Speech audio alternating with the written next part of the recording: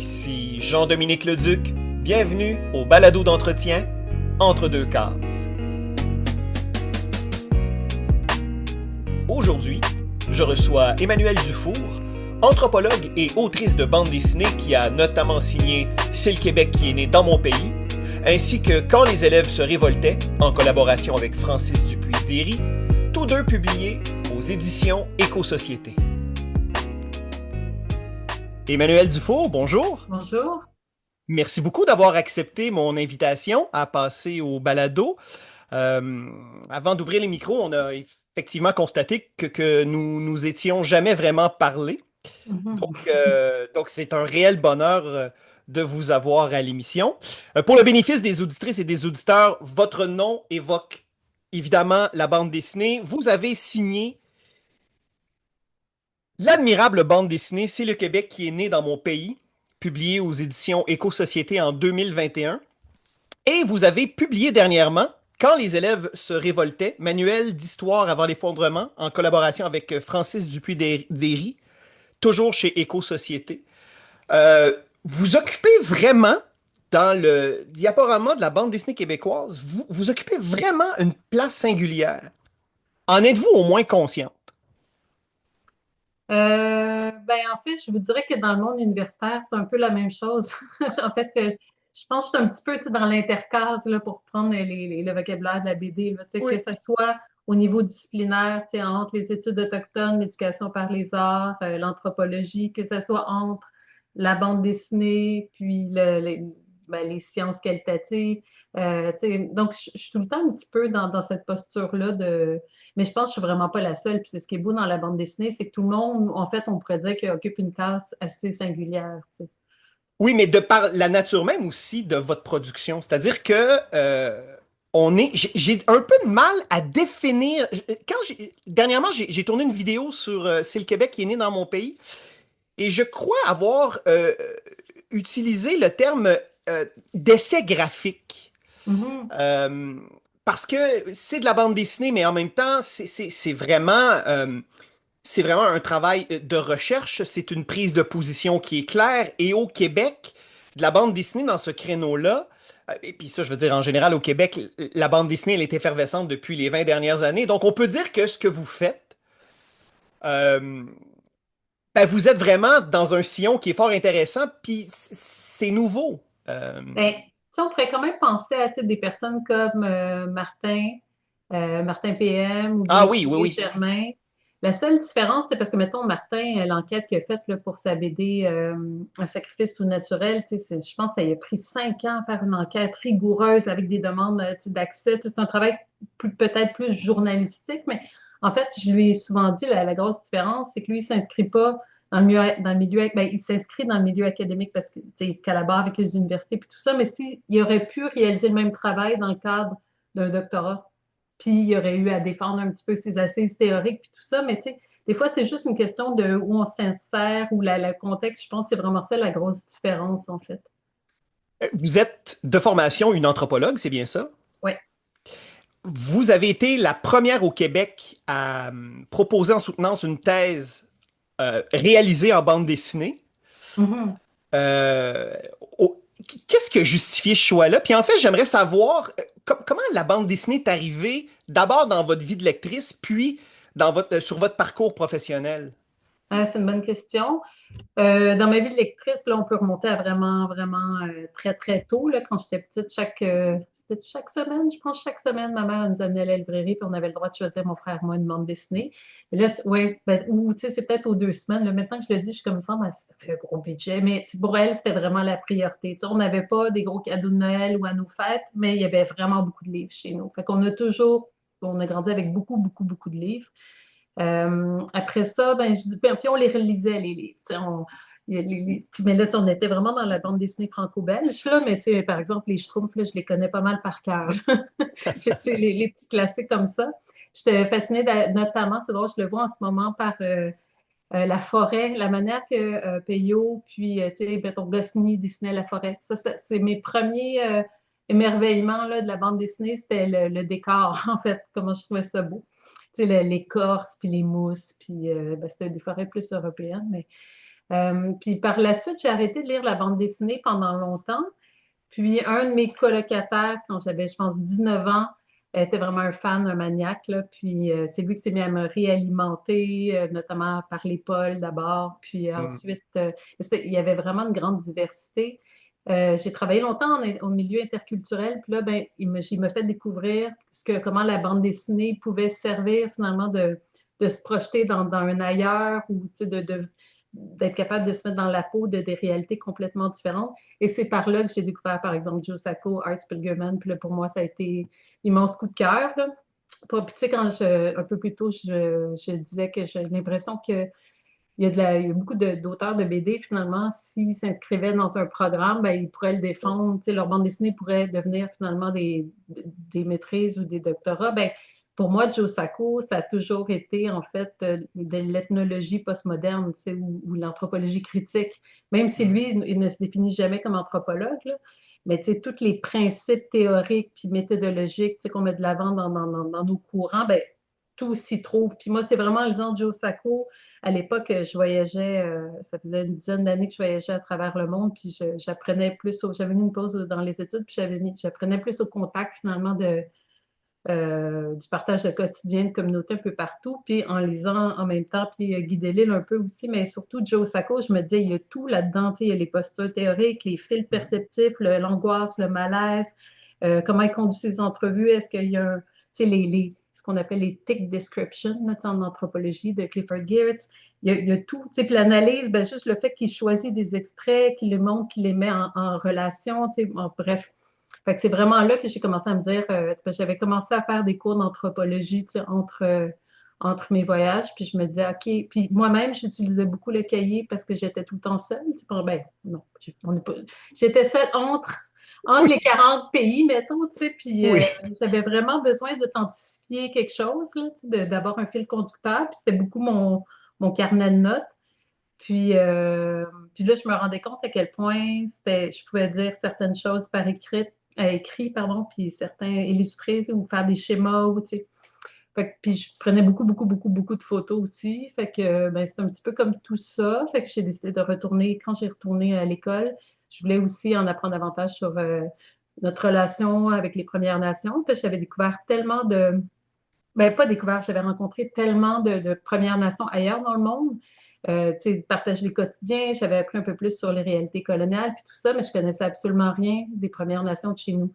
Puis d'où, finalement, l'amorce de la maîtrise que donné non, pas la maîtrise, pardon, le doctorat, parce que je me suis dit, ben, avant d'être capable de conjuguer BD et recherche qualitative, il faut que je renforce un peu ma compréhension de qu'est-ce que la recherche, des outils qualitatifs plus traditionnels. Donc là, je suis allée faire une maîtrise plus conventionnelle qui m'a permis finalement de lier des relations de confiance avec des personnes autochtones, des groupes de Premières Nations. Puis là, ben, c'est au doctorat que je me suis mis, que j'ai essayé de faire une thèse bande dessinée. Mais ce qu'il faut savoir, c'est qu'au début, en anthropologie, on m'a accepté avec les bourses d'entrée puis tout ça.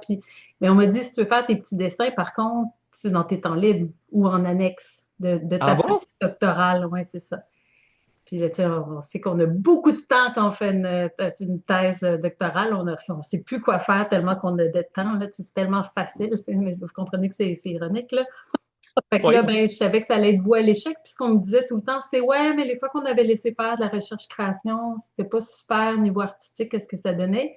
Mais en même temps, si on leur demande, si on reconnaît rien de visuel, puis on leur demande de faire le double travail, bien sûr que la bande dessinée, elle va être faite un peu, tu sais, quand on a le temps ou avec les moyens du bord. Puis c'est pour ça que je suis allée en éducation par les arts à Concordia, où il y avait une grande expérience en recherche-création, pas nécessairement en bande dessinée. Mais quand je suis arrivée là, on comprenait exactement ce que je voulais faire, puis ils m'ont vraiment appuyé là, pour réaliser le projet. C'est quand même intéressant parce que en vous lisant, et quand j'ai lu pour la première fois, c'est le Québec qui est né dans mon pays, c'est paru en 2021, peu de temps avant, à l'époque de Idle No More, juste avant le début de la pandémie, Joe Sacco euh, publiait en traduction française d'abord chez Futuropolis, son livre dont le titre m'échappe, mais Payer la qui terre. payait la terre. Ouais. Et quand je vous ai lu la première fois, je me suis dit, OK, il y a un lien filial avec Joe Sacco. Est-ce que je suis dans le champ? À toute Ben non, parce vraisemblance, que non. non. Non, parce qu'il m'a beaucoup. Moi, je ne savais pas qu'il travaillait sur les données du territoire du Nord-Ouest, là. Mais tu sais, j'avais lu beaucoup Palestine, j'avais lu, tu sais, avant d'aller, souvent, par exemple, je passais quand même pas mal de temps en Yougoslavie, j'avais lu tout ce qu'il avait écrit sur, tu sais, Goradjé, ouais. ouais, Bosnie, le Fixer, tout Ouais. ça, Caillé, Goradjé. Puis je- j'étais très inspirée, mais nos méthodes étaient vraiment différentes, tu sais, parce que lui, il se rend sur le terrain, il prend des photos, mais il sait qu'il va créer une BD il ramasse ses matériaux pour ça. Tandis que moi, par exemple, dans le cas de C'est le Québec qui est dans mon pays, tout ça, c'est de l'après-coup. Tu sais, donc, je n'ai pas eu un terrain associé à ça. Tu sais. Puis, tu sais, Joe Sacco, je veux dire, j'ai été inspirée par sa démarche, mais je n'essayais pas de marcher dans ses pas non plus. Tu sais. Puis là, quand moi, la BD, c'est le Québec, c'est à peu près 5 ans que ça a pris parce que j'ai eu une grossesse, un congé de maternité, commotion cérébrale. Il y a eu beaucoup d'étapes. C'était OK. la fin aussi, ouais. Mais c'est bien, ça a permis à la BD de se déposer, de réfléchir, puis tout ça. Mais là, quand il est sorti Pays la Terre, avant que je lise la BD, j'étais comme, mais non, là, tu sais, pour moi, c'était comme le ciel tombe sur la tête. Mais tu sais, en même temps, à l'époque, on se disait, si on réussit à faire publier cette thèse doctorale-là, il va peut-être avoir 4-5 personnes qui vont la lire. Fait que c'est pas bien grave. Puis de toute façon, personne ne va nous comparer. Puis, mais j'étais encore une fois hyper impressionnée là, par c'est tellement, tellement un ouvrage important. Mais oui, oui, c'est sûr, là, il y a une inspiration directe, là. Mais le vôtre aussi, Emmanuel, est très important parce que quand on lit C'est le Québec qui est né dans mon pays, qui est un travail dingue de recension. Vous avez travaillé pendant des années pour réaliser ça, ne serait-ce que d'assembler tous ces témoignages-là, de donner un corps, une structure à tous ces témoignages-là. Et votre livre est fort important parce que justement, il donne la parole. Et on a à peu près le même âge, un petit peu plus vieux. C'est sûr que dans nos cours d'histoire au secondaire, quand on parlait des Premières Nations, j'essaie de me souvenir si on parlait déjà à l'époque, dans les années 80, d'Amérindiens, puis je suis pas sûr. Ben, comme je montre dans la BD, il y avait le fameux tableau, là, Algonquin, Iroquoien, Oui, oui, des fois oui, oui, Inuit, oui, oui. c'est ça. On utilisait les termes amérindiens, justement, termes qu'on n'utilise plus aujourd'hui. En fait, je pense que quand nous, on était à l'école, le problème, c'était même pas tant de ce qui se trouvait dans nos manuels scolaires, encore que tu sais, c'était très, comme le tableau était très polarisant, réducteur, puis tout ça. Mais c'était plus tout ce qui s'y trouvait pas le problème. Tu sais, on parlait pas de pensionnat, on parlait pas de dépossession territoriale, ni tu sais, de droits, c'est ça, de droits ancestraux. En fait, tout le chapitre, tu sais, tout, je dirais, entre la conquête britannique et la crise d'Oka, tout ce fossé-là qui est, à mon sens, le plus important à enseigner parce que c'est ce qui définit nos relations actuelles, puis les enjeux, puis qu'on essaie de rattraper, puis c'est ça. Fait que c'est bien beau apprendre, ils tressaient des paniers comme ça, mais c'est pas ça pour, moi je pense que pour les enfants québécois, c'est pas l'essentiel à apprendre. L'essentiel, c'est nos questions, c'est relationnel. Mais c'est ça, fait que c'était un gros problème. Puis comme j'ai lu dans la BD, moi, je me rappelle que ça m'ennuyait vraiment, là, parce que c'était tellement désincarné. Il n'y avait pas d'être humain qui nous parlait. Il n'y avait pas vraiment de photos. Il y avait comme des peintures qui étaient belles, mais qu'on ne voyait pas vraiment les visages, les yeux. Tout était des facteurs. C'est ça. Hmm. Puis c'est ce que j'essaie avec la bande dessinée, c'est incarner ben, dans la grande diversité des Premières Nations, là, mais qu'on voit des vraies personnes là, qui parlent ben encore là, c'est juste des petites fenêtres expérientielles, mais qu'on associe finalement des êtres humains à ces tableaux-là qui étaient tellement ennuyants, à mon sens. Moi, la crise d'Oka en 90, j'étudiais à Valleyfield, donc non loin de Châteauguay. Et c'était fou le discours à l'époque, là. On disait que Ouais, on parlait des Indiens, des méchants Indiens qui payaient pas leurs taxes, qui vendaient des cigarettes de contrebande, qui étaient ouais, dangereux. On partait de très très loin. Et ouais. oui, Ah, excuse-moi, mais en fait, c'est juste, tu sais, c'est aussi ce que j'essaie d'illustrer, là, le transfert de la représentation de toute l'iconographie, surtout pour les méchants Iroquois, entre guillemets, là, ouais. ce qu'on apprenait. C'est ceux qui, nos parents, pas tellement nous, mais nos parents, nos grands-parents, puis pendant des générations, on a appris que c'était les méchants qui torturent nos missionnaires, presque qui les mangent dans une marmite. Puis c'est le même groupe qu'on a démonisé à l'occasion de la crise d'Oka. Tu sais, qu'on a comme fait ce transfert-là, tu sais, aux méchants avec la cigarette, puis tout ça, des warriors sont armés. Mais je mets tu sais, encore là, le couloir de pourquoi ils sont fâchés, pourquoi, c'est qui eux, pourquoi, qu'est-ce qui se passe, tu sais, c'est quoi la question le cimetière, la Pinède. Ça, on n'en parlait presque pas. Puis quand on regarde encore les archives de l'époque, la manière là, que c'était tourné, le tant, tant, tant, tu sais, comme des Ouais. gros zooms sur les armes, puis tout ça, tu sais. Mais en même temps, je pense que tout le monde dans la société est un peu, était tellement méconnaissant des réalités. Tu sais, je dirais que probablement les journalistes, les profs, tu sais, nos parents, tu sais, en tout cas, bref, c'est comme c'est systémique.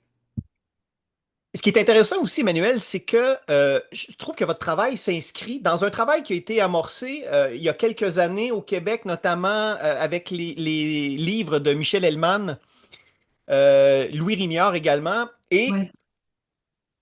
ce qui est intéressant, c'est que la prise de parole vient d'allochtones. Mm. Alors moi, ma question est la suivante. Lorsque vous amorcez le travail sur C'est le Québec qui est né dans mon pays, euh, comment comment êtes-vous perçu?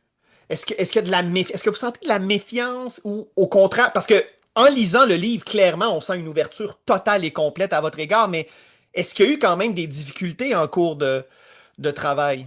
Ben, ce qui est vraiment important, puis qui est peut-être pas très clair dans la bande dessinée, c'est que quand j'ai amorcé le projet, ça faisait déjà au moins 5 ans que je travaillais avec les Premières Nations. Tu sais, donc, je ne les ai pas approchés pour faire une bande dessinée. Tu sais, on a appris, Ouais. tu sais, par exemple, je travaillais à l'Université de Montréal, on a créé ensemble les services aux étudiants autochtones, la semaine mythique, la semaine autochtone de l'UDM. On a créé, tu sais, plusieurs, ce volet jeunes autochtones. Fait que j'avais beaucoup, beaucoup de relations, d'amis. Tu sais, comme, tu sais, c'est comme si où s'arrête l'histoire, le scénario de C'est le Québec dans mon pays. Ben, tout ça, on le voit pas, mais tu sais, ça, c'était construit. Fait qu'il y avait une relation de confiance préalable, ce qui est vraiment très, très, très important, qui est essentiel. Puis sans eux, j'aurais pas fait de bande dessinée. Tu sais. Donc, d'ailleurs, quand j'ai commencé à travailler sur la bande dessinée, parce que j'avais une scolarité avant, tu sais, je dis 5 ans, là, mais je faisais des essais avant, tu sais, justement de passer à l'anthropologie, à la bande dessinée. Là, j'ai eu beaucoup de cours avant de commencer la thèse. Mais c'était à l'époque qu'on parlait beaucoup d'appropriation culturelle. C'est le gros scandale qu'il y avait eu dans les médias là, sur l'appropriation, puis une parfaite incompréhension de qu'est-ce que l'appropriation culturelle, puis qu'est-ce que les groupes principaux demandaient. Tu sais. Fait que moi, j'avais fait des formations. Concordia, l'Université Concordia a un super beau centre là, communautaire. Ben, c'est comme un centre histoire orale et récit digitalisé, puis c'est ouvert à tout le monde. Là. C'est comme des artistes, monsieur, madame, tout le monde, des chercheurs. Tu sais, c'est vraiment communautaire. Puis il offrait une formation sur l'écriture réflexive ou sur l'appropriation culturelle ou l'appropriation du récit. Puis j'étais allée suivre des cours. Puis ça m'avait vraiment beaucoup brassé par rapport à mais avec pour le mieux, là. Mais par rapport à tu sais, toute la façon qu'on est élevé là, sur l'interculturalisme, là, on est tous pareils, on ne voit pas la Ouais. couleur, puis tu sais, déverser son malaise, tu sais, comme si justement, tu sais, j'avais, tu sais, puis là, c'était un atelier d'écriture, fait que, tu sais, je parlais beaucoup de mea culpa, la culpabilité, puis tout ça. Puis ça m'avait vraiment fait cheminer, là, parce que c'était un atelier d'écriture où il y avait des personnes des personnes noires, des personnes trans, des personnes queer, puis il y avait ça m'avait vraiment permis de comprendre un peu plus c'est quoi ma place à moi, comment mobiliser aussi les archives. Parce que moi, déjà, j'arrivais là avec l'impression, ça faisait déjà 5 ans que je travaillais en interculturel, j'avais plein d'amis autochtones, j'avais l'impression d'avoir comme compris comment être un bon allié, si tu veux. Mais Ouais. finalement, je me rendais compte que non, tu sais, c'est un travail qui fait que j'avais encore bien des choses à déterrer, puis j'en ai encore, mais fait que, tu sais, au niveau de l'écoute, puis la sensibilité, puis tout ça, tu sais, ça a été un processus. Moi, j'ai vraiment suivi les contributeurs, contributrices de la BD. Tu sais, c'est pas moi qui ai imposé. Il n'y a jamais eu de scénario à cette bande dessinée-là. Là. C'est vraiment comme une boule qu'on poussait sur la neige, puis devenait plus grosse, puis au gré des opportunités, puis tout ça. Puis je travaille sur une bande dessinée en ce moment sur la relation à la forêt, qui est aussi dans le cadre de mon travail de prof. Puis ou de chercheurs plutôt. Puis c'est un peu la même chose. C'est vraiment, moi, je sers de facilitation ou de fil conducteur ou bien de véhicule d'identification ou de différenciation pour le lecteur qui est comme Ah oui, comme moi ou Ah non, moi, c'est pas comme ça, pour avoir un dialogue ou une réflexion commune, mais c'est pas. Ça vient pas de mon imagination, tout ça. C'est vraiment comme c'est ça. Je vois vraiment comme un travail de facilitation. En tout cas, ce livre-là est une main tendue. C'est J'imagine qu'il est à l'étude dans différents niveaux scolaires, que ce soit.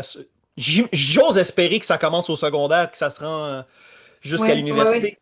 Mais ça, nous, ça a été une immense, je dis nous, là, parce que les contributeurs, contributrices, là, qui sont au nombre d'une cinquantaine, on a été tellement touchés et surpris par les réponses. Tu sais, vraiment, là, quand on a eu la réponse éco-société, on se dit, ah, ben, il va peut-être avoir trois, quatre personnes de plus qui vont pouvoir le lire. Puis il y a eu une super belle réponse. Je pense que ça arrivait vraiment au bon moment aussi, là. C'était comme un petit peu. Puis c'est une BD qu'on a développée beaucoup aussi à travers des conférences, des dialogues publics, tout ça. Fait qu'on le voyait un peu, c'était quoi le besoin, là, tu sais, de prendre un pas de recul, puis d'examiner de s'examiner nous, tu sais, avant d'entrer. C'est aussi ce que les Premières Nations demandent souvent, si vous avez un petit travail à faire avant de vouloir en apprendre davantage sur nous, tu sais, un peu comme dans une... L'idée, c'est pas de les voir comme dans une vitrine, puis qu'on veut avoir développé une compétence culturelle ou plein de savoirs par rapport à eux, tu sais, c'est la question de penser ensemble. Fait que je pense qu'il est vraiment sorti au bon moment. Puis oui, est utilisé dans des écoles secondaires, collégiales puis universitaires. Puis on a même eu la chance de faire un guide pédagogique qui est sorti, qui est gratuit en ligne, avec 20, non, une douzaine de profs des niveaux secondaires, collégiales, universités qui ont partagé là, tu sais, volontairement, là, puis avec beaucoup d'humilité, leurs matériaux, qu'est-ce que leurs outils pédagogiques pour la mise à l'étude de la BD. Puis on a mis ensemble, encore là, comme une boule qui grossit. C'est vraiment toujours un petit peu ça. Puis moi, c'est comme ça que je conçois de toute façon la production de savoir. Fait que pour moi, je trouve que c'est à la fois, ça fait office d'éducation, mais aussi de recherche, parce que le savoir, c'est pas juste ce qui se passe dans l'université, puis avec les textes Hmm. scientifiques et auteurs dates que, tu sais, que très peu de personnes lisent. Là, je pense que le but aussi, c'est d'ouvrir ça, puis que la bande dessinée ou peu importe le texte ou le balado, ou, tu sais, continue à générer des questions puis des réflexions. En tout cas, pour un premier livre, vous avez, en analogie de baseball, vous avez vraiment cogné un coup de circuit parce que c'est un livre de fond. C'est-à-dire que euh, ce livre-là ne sera pas pilonné dans 2 ans. C'est un livre qui va vivre longtemps dans les institutions, qui va... Tu sais, et ça, je veux dire, c'est admirable. Parce qu'en plus, ce que vous faites avec ce livre-là, c'est que vous permettez à des gens qui généralement ne lisent pas de bande dessinée, et Mm. vous les amenez vers le médium, avec votre sensibilité, avec votre intelligence, avec votre approche, avec votre tonalité. Et ça, bravo. Mais merci. Parce que c'est le défi de la bande dessinée, en fait, c'est de sortir de son carcan puis d'aller chercher des lectrices et des lecteurs extérieurs à ce médium-là, Ben, justement. c'est peut-être justement, c'est drôle parce qu'on dit la même chose, nous, de nos universités. On dit, tu sais, un peu comme je disais juste à l'instant, c'est d'aller chercher des gens qui ne lisent pas des articles scientifiques. Puis, tu sais, dans le monde de la BD, c'est d'aller chercher des gens qui ne lisent pas de la BD pour leur donner le goût. Tu sais, fait que c'est un peu, des fois, c'est un peu l'avantage quand on est dans l'entrecase ou l'intercase, dans le Ouais, gutter, c'est qu'on n'est pas encore, on est accessible peut-être, tu sais, parce on n'a pas tant des codes, on n'est pas moulé dans aucune. ouais, Fait que ça fait que les gens qui sont, tu sais, moi, je connais pas tant la recherche, mais ça, je suis capable de le lire, ou moi, je lis pas la BD, mais je suis pas perdue en lisant ça. Puis encore, c'est ça que moi, je trouve formidable, la BD, c'est que, tu sais, j'ai pas l'impression de, tu sais, par exemple, j'ai fait un projet il y a quelques années, là, c'était Planche de la BD à l'Université Laval, puis on opérait des chercheurs avec des vrais illustrateurs de BD, tu sais. Puis je trouvais ça intéressant parce que quand je les écoutais parler, puis je voyais, moi, nous, je faisais partie des formateurs avec justement Martin, puis euh, Pierre, et alors Émile Lombard, là, tu sais, oui, oui, c'est ça. oui. Et de la sociologie, là, la sociologie illustrée. Puis j'écoutais les vrais BDistes, puis tu sais, surtout ceux qui sortent de l'UQO, là, tu sais, puis je me disais, Ouais. aïe, eux, ils parlent en code, puis ils connaissent les codes, puis tu sais, tu sais, j'avais de la... Mais je trouvais ça excellent, leurs idées, c'était incroyable, tu sais, mais tu vois qu'il y avait vraiment une grosse réflexion sur le médium en tant que tel. Moi, j'ai écrit des textes, j'ai analysé sur le médium, mais c'était plus comment le médium peut contribuer à, tu sais, c'est toujours dans une perspective de, tu sais, plus sciences humaines, tu sais. Fait que, tu sais, fait que je pense que c'est un peu l'opportunité, tu sais, il y a beaucoup d'inconvénients à pas avoir de formation, puis, ne serait-ce que quand on le fait, là, au niveau de la production, puis, tu sais, mais sauf qu'il y a des avantages, je pense, au niveau de, tu sais, aller chercher d'autres publics, tu sais, des publics qui sont peut-être moins habitués à des cases ou à, tu sais, au code de la BD, mettons. Et donc, ce qui mène à un deuxième livre, Quand les élèves se révoltaient, co-réalisé avec Francis Dupuis-Déry. Là, c'est intéressant parce que, d'une part, vous travaillez avec un scénariste, donc vous collaborez, ce qui est quelque chose de, au niveau de la structure qui est différent de votre premier livre. Mais en plus, on est encore dans l'essai, mais là, on est dans... Comment je pourrais dire? On est comme dans la politique dystopique, mais pas tant que ça. C'est Un autre vraiment... objet qu'on ne sait pas où mettre. Ouais, et je dois dire que en prévision de l'entrevue, je l'ai relu, et avec ce qui se passe aux États-Unis avec ICE, je veux dire, votre livre prend encore une fois, il s'incarne tellement dans l'actualité, dans la réalité du moment. Alors, dans le fond, ce livre-là, c'est un espèce de faux guide scolaire, un faux manuel scolaire qui parle, qui aborde en fait l'implication euh, au niveau de la démocratie. Hein. Comment manifester? Bon, évidemment, on a connu ici au Québec le printemps érable. Bon, Greta Thunberg est venue aussi pour la marche annuelle pour la Terre. Mais c'était comment justement de passer... parce que même si dans la structure, ce livre-là est et quand même ont beaucoup de liens filiales avec C'est le Québec qui est né dans mon pays, mais c'était comment justement de passer dans d'un autre matériau, là, d'aborder l'angle social, peut-être plus par la politique Ouais. et par l'engagement. C'était comment? Mais la grosse différence, je dirais, c'est que Francis avait déjà réalisé la recherche quand il m'a sollicité. Tu sais, comme il a travaillé plusieurs années, il avait fouillé avec ses étudiants, je ne sais pas combien d'articles de journaux, là, des milliers là, à travers le monde, à travers pour les au minimum 100 dernières années. Après ça, il avait réalisé plusieurs dizaines d'entrevues déjà.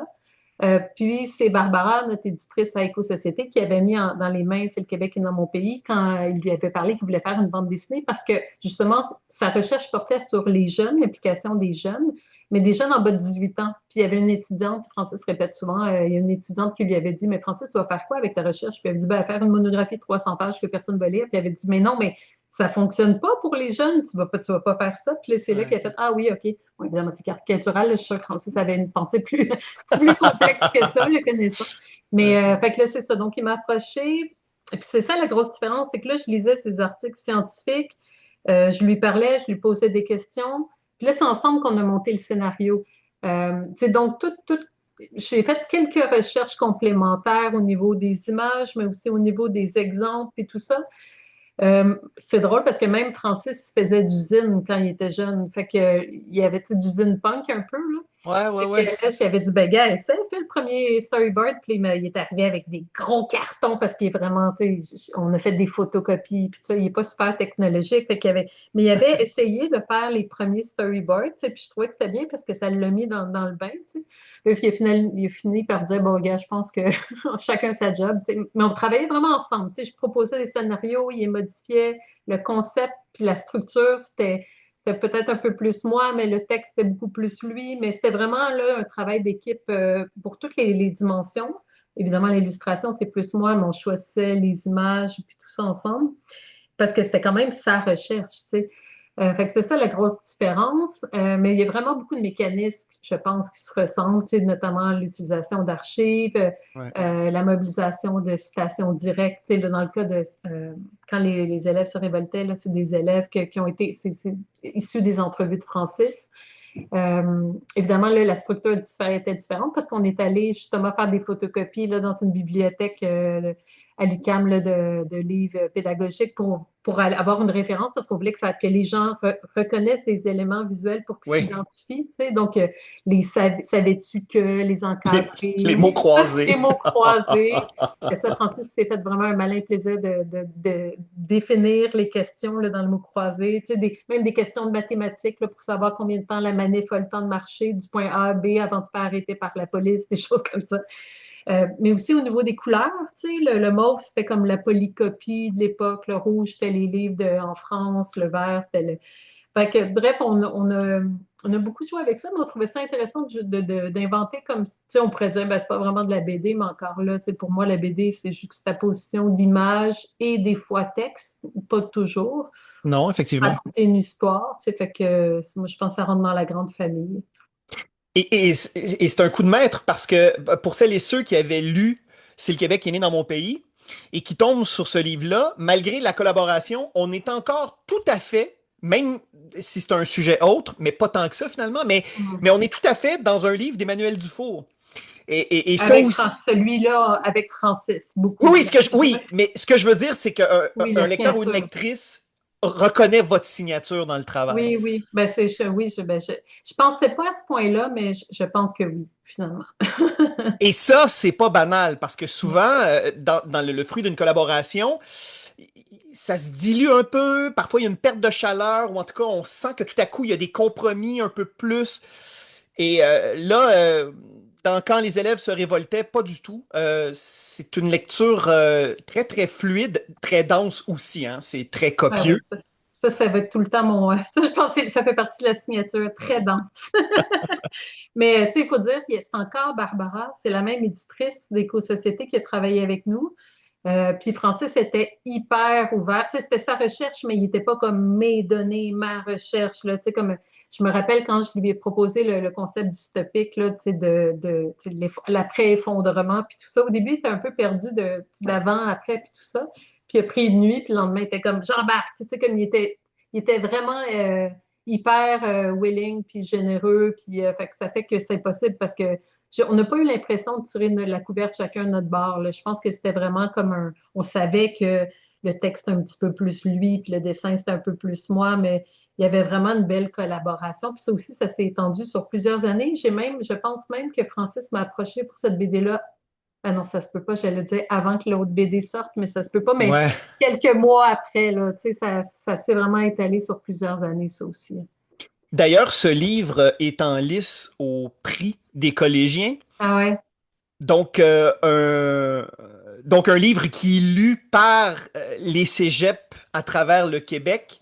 ça, Euh, c'est vraiment très, très cool. C'est le plus beau prix qu'on pouvait. Ben, le plus bel. Tu sais, déjà, juste le fait d'être en nomination, pour moi, là, c'est fait parce que le but, c'est de le faire lire notamment par des jeunes. Puis le processus de ce beau concours-là, c'est de le faire évaluer puis lire par des jeunes. Fait que, tu sais, j'étais particulièrement contente là, de cette nomination-là. ben, en tout cas, félicitations déjà d'être Merci. nommé, comme vous le dites. Ben oui, tout à fait. Chez ce lectorat-là, en plus, Exact. de Ouais. surcroît, là, ça pouvait pas mieux, vraiment mieux, ça pouvait pas mieux tomber.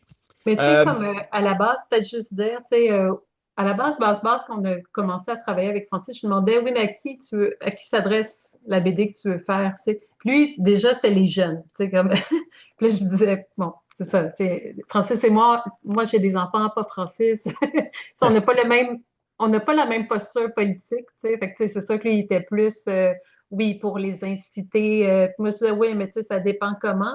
Sauf que moi, je lui disais, moi, j'aimerais que ce soit un BD aussi qui ne soit pas que pour les jeunes, qu'on vise finalement 7 à 4, ben non, pas 7, mettons 15 à 97 ans. Parce que l'idée aussi, c'est que par l'exemple des jeunes, de voir comment des jeunes à travers le monde ont eu l'impulsion, sans l'apprendre à l'école, de se mobiliser pour des causes qu'ils croyaient justes, ça peut nous donner un peu, comme vous dites un peu plus tôt, là, une petite leçon de démocratie, que la démocratie, c'est pas juste aller porter ton petit billet aux 4 ans, puis aller voter pour celui le même que ton voisin, ou bien pour le même depuis 40 ans, ou bien pour le changement, peu importe quel changement. Tu sais. Je pense de voir la beauté qui est propre à la jeunesse, je pense, là, mais la mobilisation souvent très spontanée, puis très, très vraie, puis proche d'une humanité qui, tu sais, en vieillissant, parfois, finit par s'éroder par les responsabilités, les hmm. devoirs, aussi juste le fait qu'on voit tellement de choses qu'à un moment donné, on s'habitue, tu sais, à l'inacceptable, puis tout ça. Mais bref, l'idée, moi, j'espère que c'est une BD qui va être aussi lue par les plus vieux, les anciens enfants. Les anciens enfants, on a tous été enfants, mais peut-être de reconnecter un petit peu avec ça. Puis comme vous disiez, en ce moment, je pense que c'est vraiment, vraiment, ben ça fait longtemps qu'on ça se prépare, puis on le voit que ce serait le temps de changer de paradigme là, ou de discours ou de posture. Là, ça change, ça change peut-être pas du côté qu'on aurait souhaité, en tout cas que j'aurais souhaité. Mais oui, c'est ça. Donc, c'est très large, là, comme on souhaite rejoindre tous les âges avec ça. Ben, il faut d'ailleurs que ce livre-là soit lu par le plus grand nombre et par différentes générations, justement parce Mhm. que, comme vous le disiez si bien, on a tous déjà été jeunes. Oui. Dur à croire, mais oui. Certains matins où c'est plus difficile à croire, Oui. mais je pense que c'est un livre aussi qui est important justement parce que c'est une passerelle, hein? C'est une manière de créer le dialogue entre différentes Oui. générations. Ben ça, il y a beaucoup de gens qui nous ont dit dans les salons du livre qu'ils l'avaient lu avec leurs ados, puis que ça, il y avait eu des super belles conversations qui étaient nées de ça. Puis d'autres nous ont dit, en lisant ça, je me suis rappelé, moi, la première fois que j'ai manifesté, puis le pourquoi, puis comment qu'on se sentait, puis ça m'a... Puis tu sais, c'est pas obligé d'être manifesté, c'est pas obligé de prendre la rue, c'est pas obligé de faire des slogans, c'est pas obligé de faire une bande dessinée. En fait, c'est la question de trouver une façon de s'engager pour le changement qui te ressemble, qui est à la mesure de ce que tu peux faire, ce que tu es capable de faire. Parce qu'on le sait, l'engagement politique, c'est quand même, ça nécessite une certaine disponibilité. Tu sais, Ouais. on n'est pas tous, on n'a pas tous autant d'énergie et de temps à y mettre, tu sais, mais il y a vraiment différentes façons. Puis c'est pour ça qu'on a voulu montrer toutes sortes d'exemples, tu sais, de façons là, que les jeunes se sont mobilisés malgré qu'il n'y avait aucun pouvoir politique. C'est aussi le fait qu'on vit à une époque où tout le monde est en silo dans des chambres d'écho et que les algorithmes nous réconfortent dans nos positions. Ouais. Et la lecture d'un ouvrage comme le vôtre, ben justement, ça bouscule, ça implique de prendre un moment pour vraiment réfléchir, puis pour voilà, sonder à l'intérieur, voir différentes perspectives. Et je pense qu'on en a cruellement besoin. Oui, tout à fait. Oui. Puis c'est vrai que c'est la raison qu'on a mobilisé autant les photos d'archives. D'une part, c'est qu'on voulait, tu sais, l'idée, c'était pas de voir comment Emmanuel Dufour imagine une manifestation en 1947 en Argentine. Là. Tu sais, c'était d'être capable de se servir des archives puis des photos pour essayer de rendre, mais toujours, c'est ça, il y a toujours un filtre là, quand tu dessines, mais de rendre quand même le plus proche possible cette illumination, mais aussi cet esprit, cette groupalité de les voir ensemble, puis de voir l'expression des jeunes quand ils sont ensemble, puis qu'ils se lèvent. Puis toute la compilation de tous ces groupes-là, différents à travers le temps et l'espace, que ça aussi, ça crée comme une autre unité, même si c'est pas pour la même cause, tu sais, mais ce sont tous comme pour des valeurs, tu sais, qu'on dirait proches du cœur, tu sais. Donc, c'est ça, c'était l'effet de groupe aussi. C'est bien que vous le notez parce que c'était vraiment une des idées de la BD. En tout cas, chose certaine, Emmanuel Dufour, c'est passionnant de vous lire. Euh, et vous faites un travail admirable et important Merci, c'est gentil. à plusieurs égards que j'ai énoncés tout au long de cette entrevue-là. Donc, merci beaucoup de votre temps. Je vous souhaite bon vent pour la suite parce que Oui, on a hâte de vous lire encore. ben non, mais c'est ça, si je peux me permettre, Oui, à l'automne, il y a une nouvelle bande dessinée. Le titre de travail, c'est Redessiner sa relation à la forêt de la cime jusqu'à la racine. On va voir comment ça sort, mais ça va sortir chez Multimonde cet automne, normalement. Puis c'est vraiment, je dirais que c'est vraiment ressemblant à ou c'est une posture qui ressemble à C'est le Québec qui est dans mon pays, parce que mais qui ouvre l'axe d'analyse. Il y a beaucoup de codes qui sont repris, même des liens à faire. Ça peut être même vu presque comme un tome 2, mais là, on ouvre l'axe d'analyse aux non-humains, puis à la forêt. Donc personnes autochtones, non autochtones, des gens du Québec qui parlent, que ce soit autant dans les milieux militants, les environnementalistes, les forestiers, les chercheurs, les gens qui travaillent sur le terrain, les autochtones, porteurs de savoir autochtones, qui éclairent cette même question de nos forêts, mais depuis différentes perspectives pour justement encore là ouvrir le dialogue avec le lecteur ou la lectrice qui se pose la question, moi, c'est quoi ma relation à la forêt ou c'est quoi ma représentation de la forêt? Parce que ça, c'est un autre dossier qui a vraiment besoin beaucoup d'attention et de soins. Là. Il y a beaucoup de dossiers en ce moment qui auraient vraiment besoin d'amour, mais celui-là, il est assez, la question du territoire et des écosystèmes, c'est assez de base parce que le reste peut difficilement se défendre ou aller bien si on y voit pas sérieusement. Mm. alors on vous retrouve donc, excellente nouvelle, cet automne dans nos librairies, dans nos bibliothèques, entre nos mains. Emmanuel Dufour, merci beaucoup. Mais merci beaucoup, c'était vraiment agréable.